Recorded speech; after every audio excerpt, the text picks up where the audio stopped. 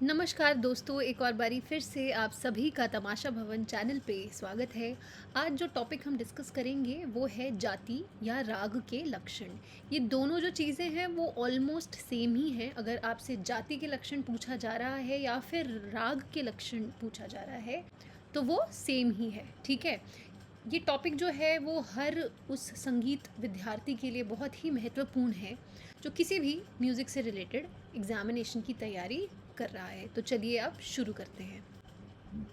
देखिए, पहले historical background देखते हैं क्या था। तो ऐसा बोला जाता है कि भरत के समय में, मतलब जो भरत का काल था उसमें जाति गायन जो है वो प्रचलित था। मतलब उस टाइम पे राग शब्द का तो पहले आविष्कार हुआ ही नहीं था। तो राग की जगह पे शायद ऐसा बोला जाता है कि जाति गायन जो शब्द है इसका प्रयोग होता था। जैसे मैंने यहाँ लिखा है, जाति गायन भरत के काल में प्रचलित था, जैसे आज राग तारी संगीत है। समय के साथ जाति गायन को राग गायन की संज्ञा दे दी गई, अर्थात मतंग मुनि के समय से। अब देखिए, जैसे ही भरत का काल बीतता गया और मतंग जी का टाइम आया तो आपको पता होगा कि सर्वप्रथम राग का जो उल्लेख है वो किसने किया था, वो मतंग जी ने किया था। तो इससे ये समझ आता है कि राग शब्द का जो प्रयोग है वो अस्तित्व में आ चुका था, है ना। तो जाति गायन और राग गायन, मतलब जाति गायन आप समझ सकते हो कि प्राचीन में, और मध्यकालीन और आधुनिक युग तक जाति गायन को जो है वो राग गायन की संज्ञा जो है वो दे दी गई, ठीक है। तो ये थोड़ा सा बैकग्राउंड है जो आपको पता होना चाहिए। अब देखिए, राग लक्षण है क्या जो हम आज डिस्कस करेंगे। राग लक्षण या इसको आप जाति लक्षण भी बोल सकते हो। तो देखिए, राग शब्द की सर्वप्रथम प्रमाणिक परिभाषा जो है वो मतंग ने दी, ठीक है। और मतंग का जो काल रहा है वो 6ठी शताब्दी से लेकर 8वीं शताब्दी के बीच में रहा है। तो आप समझ जाइए कि तब तक जो है वो राग का जो परिचय है या राग का जो प्रयोग है वो अस्तित्व में आ चुका था। फिर सिंह भूपाल की टीका के अनुसार जो 4 वर्णों से युक्त होकर शोभायमान होता है वो राग कहलाता है, ठीक है।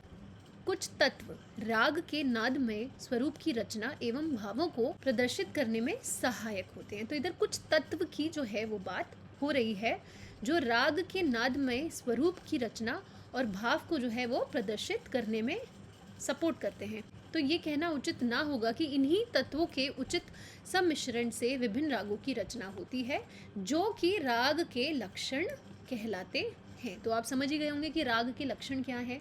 मतलब कुछ तत्व की बात हो रही है जिसका किसी भी रचना में होना ज़रूरी है, तभी जो है वो एक राग कहलाएगा। और वही जो है हम उसको क्या बोल रहे हैं, आज राग लक्षण बोल रहे हैं। वो जो तत्व होंगे वो सारे राग लक्षण जो है वो कहलाएंगे। तो उसी को आज हम डिस्कस करेंगे। तो देखिए, पहले नंबर्स देखते हैं कि किसने कितना दिया है। मेरी जानकारी में है कि भरत और मतंग जी ने और इवन और भी बहुत सारे ग्रंथकारों ने 10 ही जाति लक्षण या राग लक्षण जो हैं वो माने हैं। पर शारंग देव जी ने और महाराणा कुंभ जी ने भी 13 लक्षण जो हैं वो जाति के माने हैं। तो अगर आपको कोई और नाम भी पता है या कोई और शास्त्रकार का नाम पता है जिन्होंने 13 लक्षण माने हैं तो आप मुझे कमेंट सेक्शन में लिख के बता सकते हैं। देखिए, भरत ने जो है वो अपने चैप्टर नंबर 28 के अंदर जाति के लक्षण का जो है वो वर्णन किया है। तो इधर से भी क्वेश्चन आता है, इसलिए ये इम्पॉर्टेंट है। ऐसे ही शारंग देव जी ने कब किया है? शारंग देव जी ने अपने स्वर अध्याय में, उनका जो स्वर अध्याय था उसके जाति प्रकरण में जो है राग लक्षण या जाति लक्षण की जो जानकारी है वो दी है। तो चलिए अब शुरू करते हैं। सबसे पहले है जैसे ग्रह स्वर। अब देखिए, ग्रह स्वर से जो गीत है वो प्रारंभ होता है।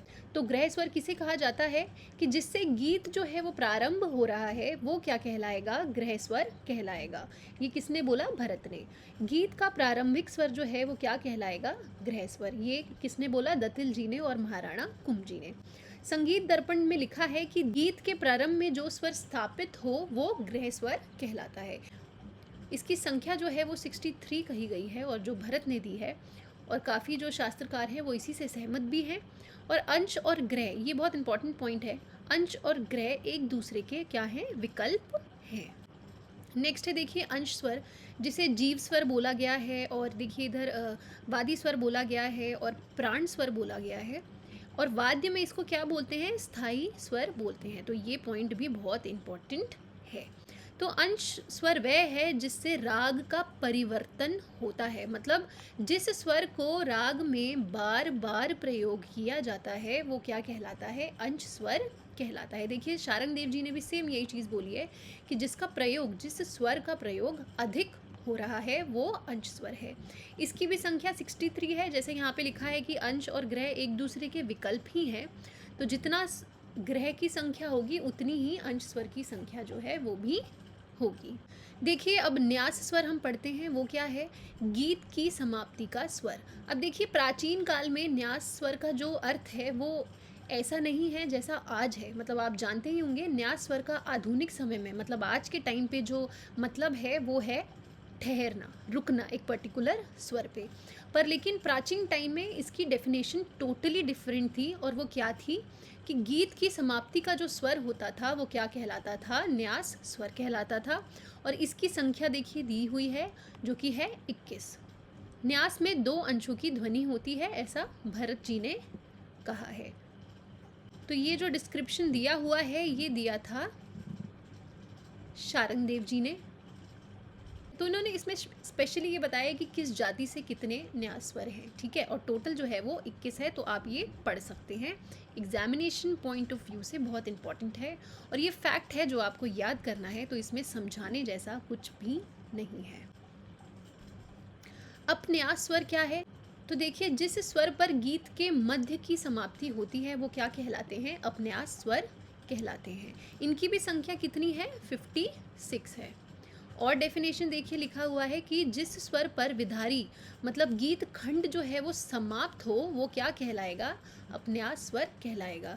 इस स्वर का प्रयोग राग के मध्य में होता है, ऐसा भरत ने बोला है। नेक्स्ट है देखिए तार स्वर। देखिए अंश स्वर से 4 स्वर तक जो आरोहण हम जब करेंगे वो क्या कहलाएगा, तार स्वर। मतलब जब एक कोई अंश स्वर है और उससे जब आप 4 स्वर तक आगे बढ़ेंगे तो वो जो स्वर होंगे वो क्या कहलाएंगे, तार स्वर। अब देखिए शारंग देव जी ने क्या बोला है, मध्य सप्तक में स्थित अंश स्वर जब तार सप्तक में स्थित हो तो उसके आगे के 4 स्वरों तक आरोहण करे, यह तार की परम अवधि है। इसके विपरीत यदि आवश्यक हो तो तार गति स्वेच्छा से करनी चाहिए। और ये भी बताया उन्होंने कि तार में लुप्त स्वर की भी गणना जो है वो होती है, ठीक है। तो मतलब देखिए बेसिकली यही बोला जा रहा है, यही पॉइंट बोला जा रहा है कि तार स्वर क्या है, आगे के जो अंश स्वर से जो आगे के स्वर हैं, 4 स्वर, 4 के आरोहण में, तो वो हमारे जो हैं तार स्वर कहलाएंगे। इधर देखिए क्या लिखा है, अंश स्वर के प्रथम 5 स्वरों पर आधारित और संबंधित होता है क्या, तार स्वर। मतलब भरत ने बोला है तार स्वर जो है वो अंश स्वर के प्रथम 5 स्वरों पर आधारित और संबंधित होता है।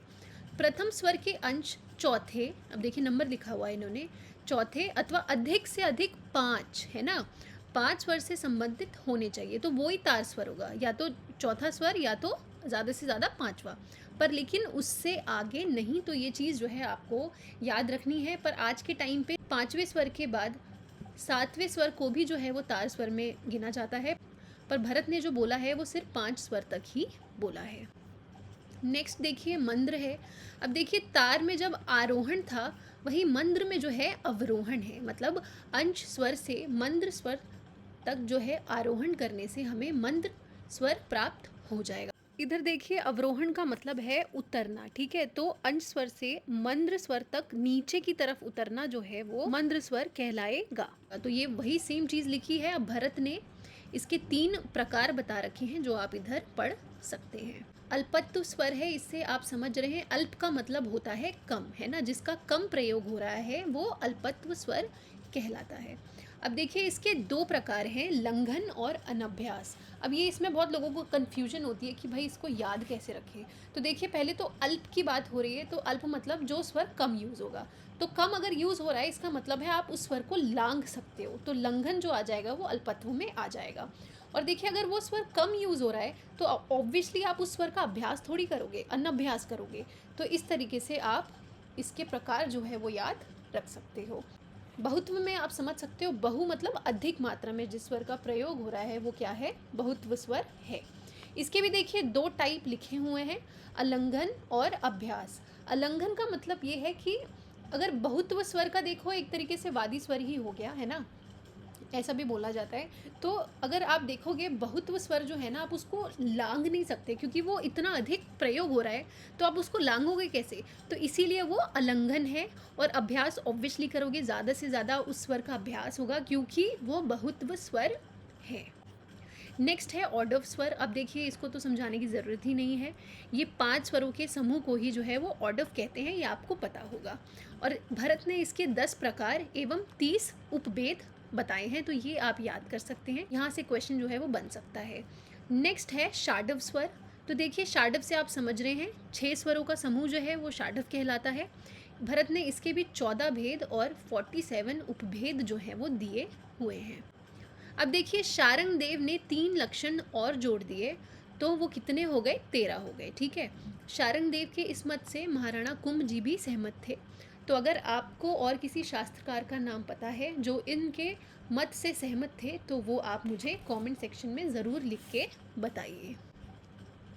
नेक्स्ट है, अब देखिए, इन्होंने जो 3 ऐड किए थे वो था एक विन्यास स्वर, एक था संन्यास स्वर और एक था अंतर मार्ग।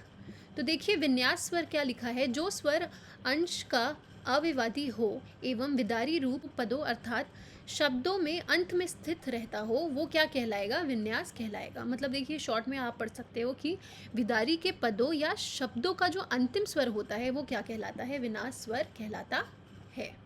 नेक्स्ट है संन्यास स्वर। तो देखिए, लिखा है गीत की प्रथम विधारी को समाप्त करने वाला जो अंश का वादी स्वर होता है वो क्या कहलाता है? संन्यास स्वर कहलाता है।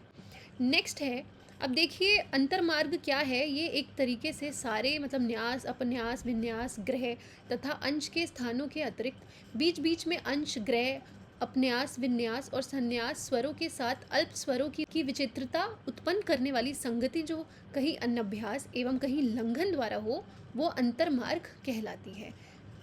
तो जाति में आविर्भाव, तिरोभाव दिखलाने को ही कहीं ना कहीं आज के टाइम पे अंतर्मार्ग बोल सकते हैं। So that's it for the video. Thank you so much for watching. अगर आपको मेरा कंटेंट अच्छा लगा है तो आप प्लीज़ वीडियो को लाइक कीजिए, मेरा चैनल सब्सक्राइब कीजिए और ज़्यादा से ज़्यादा इस वीडियो को शेयर कीजिए। Thank you.